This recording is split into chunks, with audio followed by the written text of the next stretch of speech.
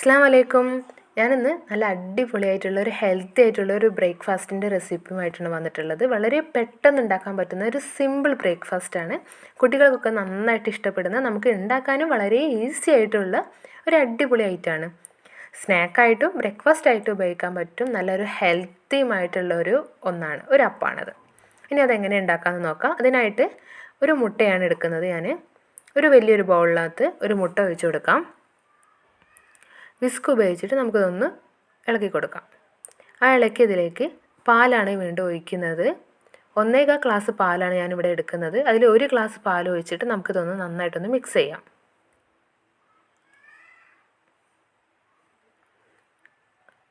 നന്നായിട്ടൊന്ന് മിക്സ് ചെയ്തതിന് ശേഷം ബാക്കിയുള്ള അതുപോലെ 1 ഗ്ലാസ് പാലും 1 ഗ്ലാസ് വെള്ളമാണ് ചേർക്കുന്നത്.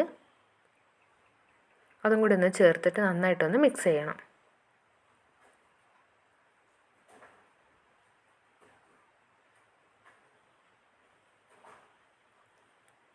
നന്നായിട്ടൊന്ന് മിക്സ് ചെയ്യുന്നുണ്ട്. നല്ല ഹെൽത്തി ആയിട്ടുള്ള ഐറ്റം ആയതുകൊണ്ട് തന്നെ എല്ലാവരും മറക്കാതെ ഉണ്ടാക്കി നോക്കണം. നല്ല സൂപ്പർ ടേസ്റ്റാണ്. ഇനി ഇതിലേക്ക് ഞാൻ സൺഫ്ലവർ ഓയിലാണ് ഒഴിച്ചു കൊടുക്കുന്നത്. 2 ടേബിൾ സ്പൂണോളം സൺഫ്ലവർ ഓയിൽ ഒഴിച്ചു കൊടുക്കുന്നുണ്ട്. നിങ്ങൾക്ക് വേണമെന്നുണ്ടെങ്കിൽ ഒലിവ് ഓയിൽ ചേർത്ത് കൊടുക്കാവുന്നതാണ്. അതാകുമ്പോൾ കുറച്ചും കൂടി ടേസ്റ്റ് കിട്ടും.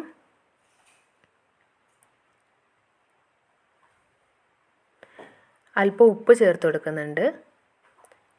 1.25 സ്പൂണ് പഞ്ചസാരയും ചേർത്ത് കൊടുക്കുന്നുണ്ട്. നന്നായിട്ടൊന്ന് മിക്സാക്കി ഒക്കെ റെഡിയാണോ എന്ന് നോക്കണം.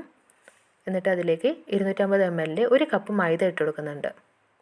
നന്നായിട്ടൊന്ന് മിക്സ് ആക്കുമ്പോൾ കട്ടകളൊന്നും ഇല്ലാത്ത തരത്തിൽ നന്നായിട്ടൊന്ന് വിസ്ക് കൊണ്ടൊന്ന് മിക്സാക്കി എടുക്കാം.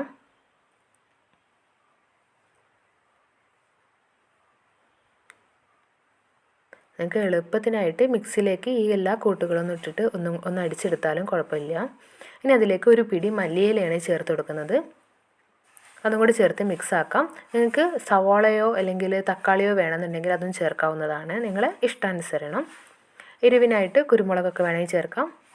ഈ ഒരു ബാറ്ററിന് ഈ ഒരു തിക്നെസ്സാണ് വേണ്ടത്. ഇനി നമുക്കിതൊന്ന് ചുട്ടെടുക്കാം. വളരെ ഈസി ആയിട്ടുള്ളൊരു അപ്പമായതുകൊണ്ട് തന്നെ നമ്മൾ പണി കഴിഞ്ഞ് ഇനി ചുട്ടെടുക്കുന്ന പണി മാത്രമേ ഉള്ളൂ. പാൻ ചൂടായപ്പോൾ ഞാനൊന്ന് ഒലിവ് ഓയിൽ തേച്ചിട്ട് പാനൊന്ന് തേച്ചിട്ടുണ്ട്. ഇനി അതിലേക്ക് നമുക്ക് ഈ ഒരു ബാറ്റർ ഒഴിച്ച് കൊടുത്തിട്ട് മൊത്തത്തിലൊന്ന് ഫില്ലാക്കി എടുക്കാം. എല്ലാ ഭാഗത്തേക്കും എത്തിക്കുന്ന രീതിയിൽ നമുക്കൊന്ന് ഫില്ലാക്കാം. ഒരു 2-3 മിനിറ്റ് കഴിയുമ്പോൾ മേൽഭാഗം വെന്ത് കഴിയുമ്പോൾ നമുക്ക് ഒലിവ് ഓയിലോ അല്ലെങ്കിൽ സൺഫ്ലവറോ തേച്ച് കൊടുത്തിട്ട് നമുക്കൊന്ന് തിരിച്ചിട്ടൊന്ന് വേവിച്ചെടുക്കാം. വീണ്ടും ഒരു 2 സെക്കൻഡ് കഴിയുമ്പോൾ തിരിച്ചിട്ടാം. വെന്തിട്ടുണ്ട്. ഇനി അതിലേക്ക് നമുക്ക് ഒരു മുട്ട പൊട്ടിച്ചൊഴിച്ച് കൊടുക്കണം.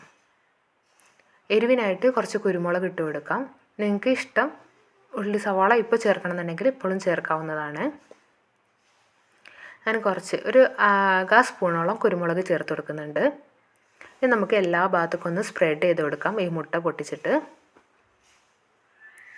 നല്ല അടിപൊളി ടേസ്റ്റാണ്. എല്ലാവരും ഒരു വട്ടെങ്കിലും ഉണ്ടാക്കി നോക്കണം. നല്ല സൂപ്പറാണ്. വീട്ടിലെല്ലാവർക്കും വളരെ ഇഷ്ടമുള്ളതാണ്.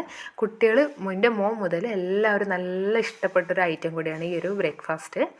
ഒന്ന് തിരിച്ചിട്ട് കൊടുത്തിട്ട് നന്നായിട്ടൊന്ന് വേവിച്ചിട്ടെടുക്കാം. വളരെ പെട്ടെന്ന് ഉണ്ടാക്കാൻ പറ്റുന്നതായതുകൊണ്ടും പിന്നെ അതേപോലെ ഇതിൻ്റെ കൂടെ കൂട്ടാൻ ഒരു കറിയുടെ ആവശ്യമില്ലാത്തതുകൊണ്ടും നമുക്ക് വളരെ സിമ്പിളായിട്ട് തന്നെ രാവിലെ തന്നെ ഉണ്ടാക്കാൻ പറ്റുന്ന ഒരു ഐറ്റം കൂടിയാണ്.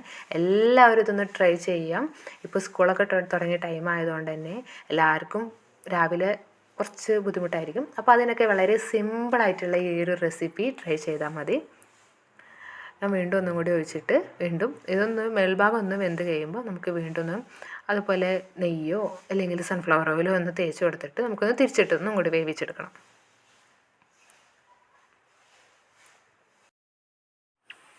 രണ്ട് സൈഡൊന്ന് വെന്ത് കഴിയുമ്പോൾ വീണ്ടും ഇതുപോലെ തന്നെ നമുക്കൊന്ന് മറിച്ചിട്ടിട്ട് ഇതിൻ്റെ മുകളിലായിട്ട് മുട്ടയൊന്ന് പൊട്ടിച്ചൊഴിച്ച് കൊടുക്കാം. കുറച്ച് എരിവ് വേണമെന്നുള്ളവർക്കാണെങ്കിൽ ഇതിൻ്റെ കൂടെ കുറച്ച് പച്ചമുളകും കൂടി ഇട്ട് കൊടുക്കാവുന്നതാണ്. അല്ലെങ്കിൽ കുരുമുളകിൻ്റെ ടേസ്റ്റാണ് ഇഷ്ടമെന്നുണ്ടെങ്കിൽ കുരുമുളക് ഇടാവുന്നതാണ്.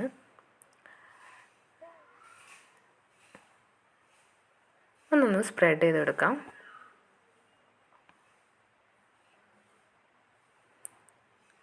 നമ്മളെ വീണ്ടും രണ്ടാമത്തെ ഈ ഒരു അടിപൊളിയായിട്ടുള്ള റെസിപ്പി അപ്പം റെഡി ആയിട്ടുണ്ട്. നല്ല ഹെൽത്തി അപ്പമാണ്. അതുപോലെ തന്നെ ഒരുപാട് എണ്ണയിലുള്ള ഒരു പരിപാടിയൊന്നുമില്ല. നല്ല എളുപ്പം ഉണ്ടാക്കാൻ പറ്റുന്ന ഒരു ഈസി റെസിപ്പിയാണ്. എല്ലാവരും ഇതൊന്ന് ഉണ്ടാക്കി നോക്കാം. നല്ലൊരു അടിപൊളി അപ്പമാണ്. എല്ലാവർക്കും ഇത് ഇഷ്ടപ്പെട്ടെന്ന് കരുതുന്നു. ഇഷ്ടപ്പെട്ടെങ്കിൽ എല്ലാവരും സബ്സ്ക്രൈബ്, ലൈക്ക് ഒന്ന് ചെയ്യാം. ഇൻഷാ അല്ലാഹ് നല്ലൊരു വീഡിയോ ആയിട്ട് നമുക്കിനി വീണ്ടും കാണാം.